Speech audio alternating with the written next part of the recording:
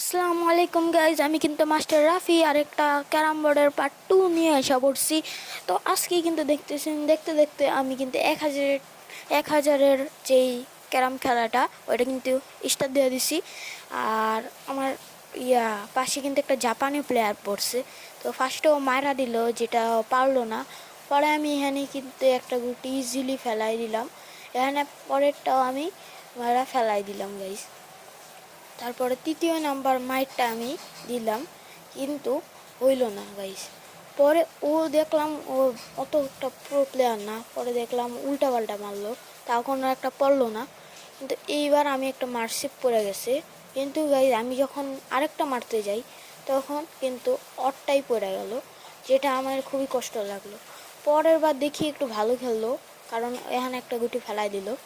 তারপর আমি এখানে যখন মারবো তখন দেখে আবার আমি ভুলে গেছিলাম। তো এখানে আর পারি নাই আরেকটা ফেলাইতে, তখন আমি এখান দিয়ে একটা ফেলাই দিলাম।